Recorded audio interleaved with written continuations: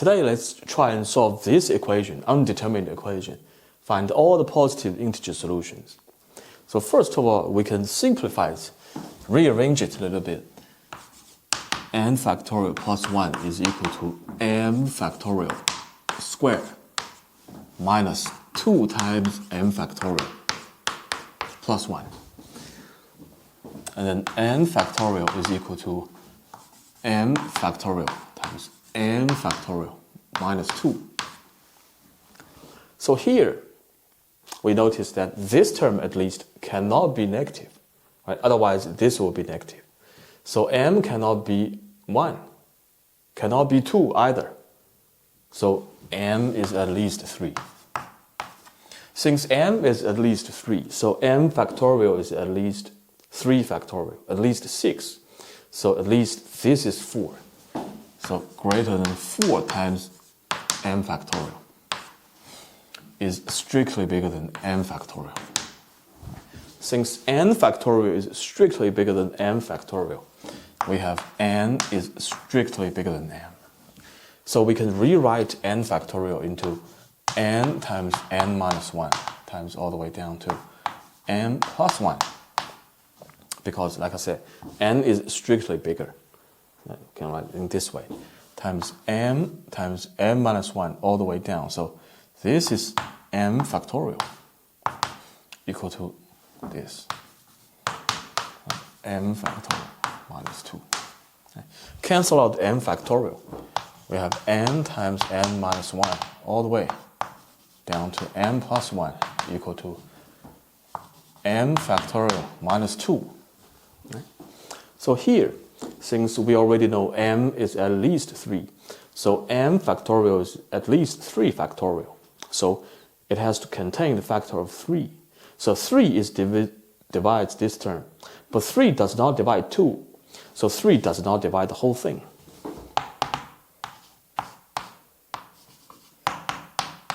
So 3 does not divide this thing.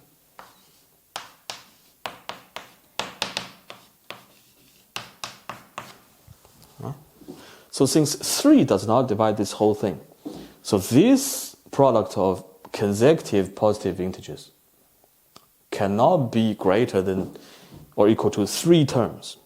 As long as it has 3 terms, then we immediately have, for example, 3 terms, 4 terms, 5 terms, doesn't matter.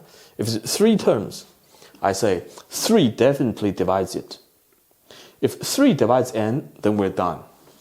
If 3 doesn't divide n, then n could be congruent to 1.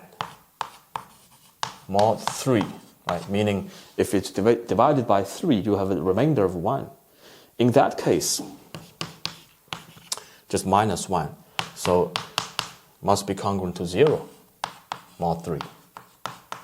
So 3 has to divide n minus 1, and we're done. If n divided by 3, if the remainder is 2 instead of 1, right? If in this case, then n minus 2 must be congruent to 0, mod 3. In this case, 3 divides n minus 2, right? Then we're done. So in either case, 3 has to divide this if it has at least 3 terms, right? Since 3 doesn't divide, so we definitively say that this has to be a product of either 2 consecutive positive integers or just 1, right? So case number 1, we either have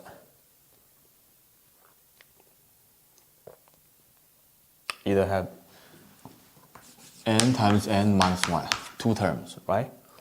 But that's equal to this, right? Because this is that, right? Equal to n times all the way down to n plus 1. Like I said, 2 terms, right? In this case, n must equal n plus 1, right? In n equal to n plus 2. That's case number 1.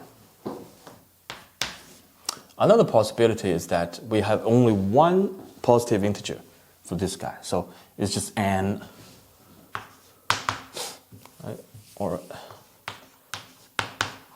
but this is equal to this, right? So we only have like a m plus 1, just m plus 1. N bigger than m, yes, m plus bigger than n, no problem. Just one term, right? Yep. So that's case number 2, right? If in case number 1, 1 holds, right? Then we have this side would be, like I said, n equal m plus 2 times n plus 1. 2 terms. Right, here, 2 terms equal m factorial minus 2. Rearrange it. We have equal m squared plus 3m plus 2 plus 4. Right? So in this case, I say this is no larger than, first of all, let me just copy this one. Let me just plus 3m squared minus 9m plus 2m minus 4. Right? So why is it true? I say this is the same as this. As long as I can show this is positive, then we're done. Right? So the reason is that this is equal to 3m times m minus 3. This is equal to 2 times m minus 2. And this, since m is greater than or equal to 3, so this is greater than or equal to 0. And this is definitely bigger than 0. Right? So therefore, this really is smaller than that. Right? But the whole thing is, this whole thing equal to what? 4m squared. 5 minus 4m plus 4 minus 4, yeah, equal to this one. 4m times m minus 1. Right? So m factorial equal to this, less than this, less than this. We learned from calculus that the m factorial grows to infinity much faster than m squared term when m tends towards infinity. Right? So since this is even bounded by this, right? So m cannot be too large. Right? But the thing is that, how on earth did I come up with these terms out of nowhere? Right? What's the motivation? Here. It didn't come out of nowhere. So the motivation is that, knowing that m factorial equal to this m squared term, right, degree 2 polynomial, knowing that m factorial tends towards infinity much faster than m squared term when m becomes large. But it also equal to this one. So if we can find an appropriate upper bound for this one, right, then that might be helpful. Right? So one of its upper bound might be a degree 3 polynomial or degree 2 polynomial. Right? Also has something to do with m factorial. Notice m factorial can be written into m times m minus 1 all the way. Right?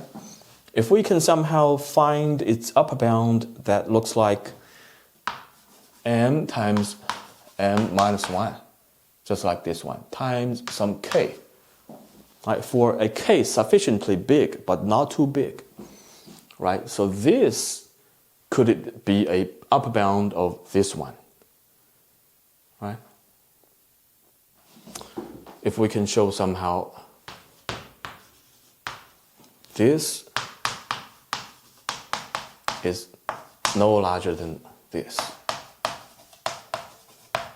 Right? What kind of appropriate positive k can make this inequality hold? Right? You can either, for example, expand, rearrange, subtract, make it a quadratic function. Right? Draw a graph, right? Find its symmetric axis, whatever. Right? 3 is somewhere here. M is at least 3. Right? Then you work out the not necessarily the minimum k, but some appropriate k that ensures that this inequality always holds for any value of m that's greater than or equal to 3. It doesn't have to be minimum k, but again, you test out k equal to 1, 2, perhaps not 1, 2, 3, 4. 2, 3 might not work, but until 4, it happens to work. Right? So in this case, so that's the motivation. So here we have case number 1. If it holds, then we successfully found an appropriate upper bound for m factorial. That is this guy. Right? So what can we use about this one for? So if that's the case, we have m factorial is no larger than 4m times m minus 1. Like I said, m factorial is in fact m times m minus 1 times m minus 2, all the way down to 2 to 1 less than 4 times m minus 1. You cancel out m times m minus 1. You have m minus 2 all the way down to 2 is less than 4. Right? In that case, you immediately realize that m cannot be too big. Right? If m minus 2 was 3, you have 3 factorial. That's 6, right? Cannot be less than 4. So m minus 2 cannot be 3. M cannot be 5 or larger. So m must be less than or equal to 4. At the same time, we know m is at least 3. So m is either 3 or 4. If m was 3, n should equal to, like I said, case number 1. And n should equal to 5. Right, if m equal to, then n equal to 6. Right, but in either case, you substitute either solutions into this original equation or a simplified equation. Right, neither of them works. Right, so we rule out them. Right, case number 2. Right, if that's the case, n equals m plus 1. Again, using our simplified version, right, we immediately have m plus 1 times all the way down to m plus, that's one term, right? Equal to m factorial minus 2. So what can we see from here? Right? So just rearrange a little bit. Maybe just put 3 here and minus m over here. Put 2 over there equal to 3. Right? So that's m times m minus 1, m minus 2, all the way down to 2. Minus 1 equal to 3. Right? So it looks like, again, m cannot be too big. If m was 4, you immediately have 4 minus 1, 3. 3 factorial, that's 6. 6 minus 1, 5. 5 times 4, right? 20. Cannot be 3. Right? Inside here is already strictly bigger than 1. There, if you have 4, then definitely bigger than 3. Right? If m equal to 3, what happens? 3 minus 2, 2 factorial, 2. 2 minus 1, 1. 3 times 1, 3. Yes. So in this case, you have m equal to 3. Like I said, m is at least 3. No problem. So in this case, n equal to 4. Right, so this really works. This really works. If you, right, so it already works. Right? Even if you substitute the original equation, it should also work.